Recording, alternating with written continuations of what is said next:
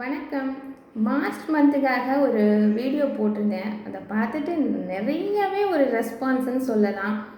ஏன்னா நிறைய முகவரிகள் வந்து எனக்கு ஃபோன் பண்ணியே பேசினாங்க. எனக்கு அதை பார்த்ததுக்கப்புறம் தான் எனக்கு சில விஷயங்கள் வந்து ஃபீல்டில் போய் பண்ணணுங்கிற உற்சாகம் வந்துச்சு. எனக்கு இன்னும் 2 பேப்பர் தான் இருக்குது. உங்கள்கிட்ட பேசிட்டு போனால் இன்னும் எனர்ஜியாக இருக்கும்னு சொல்லி உங்கள்கிட்ட பேசுகிறேன். தென் இப்போ நான் பண்ணலை. ஆனால் இனி வர காலகட்டத்தில் கண்டிப்பாக நான் இப்போ சேர்த்த விஷயங்கள் எல்லாம் எனக்கு யூஸ்ஃபுல்லாக இருக்கும் அப்படின்னு சொல்லி நிறைய பேர் வந்து பேசும்போது அது எனக்கு ரொம்பவே மகிழ்ச்சியாக இருந்துச்சு. உங்கள் அன்புக்கு ரொம்ப நன்றி. இதையும் தாண்டி சில விஷயங்கள் உங்கள் கூட பகிர்ந்துக்கணும்னு நினைக்கிறேன்.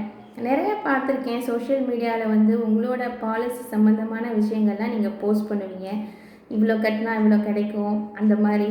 அதையும் தாண்டி சில பேர் பார்த்திங்கன்னா அவங்களோட ஆஃபீஸ் எங்கே இருக்குது, அவங்க ஆஃபீஸோட உள் அமைப்பு, தென் அவங்க என்னென்ன மாதிரி சர்வீஸ் பண்ணியிருக்காங்க அப்படின்னு சொல்லி வீடியோஸ் இதெல்லாம் நிறையா நான் பார்த்துருக்கேன்.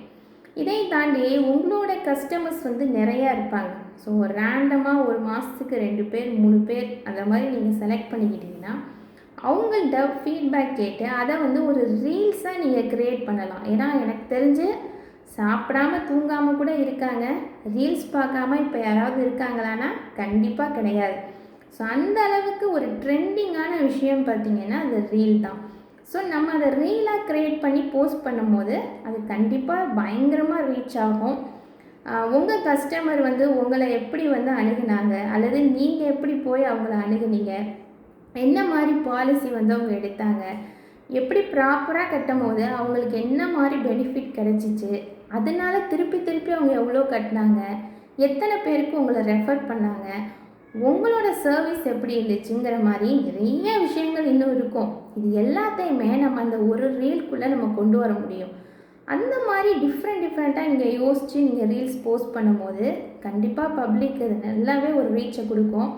ஏன்னா இப்போ ஆன்லைனில் ஒரு பொருள் பர்ச்சேஸ் பண்ணுறோன்னு வைங்களேன், இப்போ நமக்கு ஒரு பொருள் பிடிச்சிருக்கோம், சரி லேட்டராக வாங்கிக்கலாம் அப்படின்னு நம்ம ஃபேவரேட்டில் கூட அந்த பொருளை வச்சுருப்போம். ஸோ அந்த மாதிரி நம்மளோட ரீல்ஸை பார்க்குறவங்களுக்கு இமீடியட்டாக ஒரு பாலிசி போடணுங்கிற எண்ணம் இல்லை.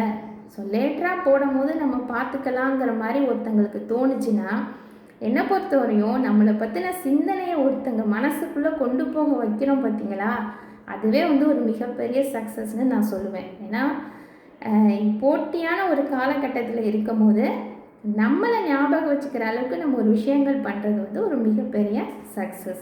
ஸோ அதனால் இந்த மாதிரி விஷயங்கள் நீங்கள் பண்ணால் ஓகே, பண்ணலைன்னா ட்ரை பண்ணி பாருங்கள். தென் நிறைய விஷயங்கள் வந்து நம்ம தொழிலில் மாறுதுன்னு சொல்லி நம்மலாம் வந்து ரொம்பவே துவண்டு போகிறோம். என்னை பொறுத்தவரையும் மாற்றங்கள் வந்து வெற்றிக்கான அடித்தளம் தான் நான் சொல்லுவேன். ஒரு 5 வருஷத்துக்கு முன்னாடி கையில் பணமே இல்லாமல் நம்ம ஒரு நாள் ஃபுல்லாக மணி செலவழிக்க முடியும் அப்படின்னு நம்மலாம் நினச்சி பார்த்தோமா? கிடையவே கிடையாது. ஆனால் இப்போ பாருங்கள், ஒரு நாளைக்கு எவ்வளோ செலவழிக்கிறோம், ஆனால் கையில் பணத்தை பார்க்காமையே செலவழிக்கிறோம். அந்த அளவுக்கு ஒரு டிஜிட்டல் உலகத்தில் நம்ம இருக்கோம். ஸோ அது வந்தப்போ ரொம்ப கஷ்டமாக இருந்துச்சு.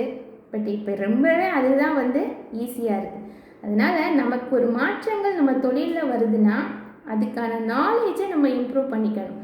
அது நம்ம அந்த லேர்னிங்கை நம்ம ஸ்டடி பண்ணிக்கிட்டோம்னா எந்த ஒரு மாற்றமாகவே இருக்கட்டுமே, இன்றைக்கி இது மாறும், இன்னும் கொஞ்ச நாள் கழித்து வேறு ஒரு விஷயம் மாறும் அப்படிங்கிறதுக்காகலாம் நம்ம வந்து தோழக்கூடாது. அந்த மாற்றத்தை எப்படி மேனேஜ் பண்ணி நம்ம போகணுங்கிற அந்த ஒரு விஷயத்தை கற்றுக்கிட்டாலே போதும். எப்படிப்பட்ட மாற்றத்தையும் நம்ம சமாளித்து நம்ம போயிட்டே இருக்கலாம். பொதுவாக அந்த லவ் பண்ணுறவங்கலாம் பார்த்திங்கன்னா அவ்வளோ க்ரியேட்டிவாக இருப்பாங்க. அவங்களோட உடலில் இருக்கிற எல்லா செல்களுக்கும் வந்து அவ்வளோ புத்துணர்ச்சியாக க்ரியேட் பண்ணோம்.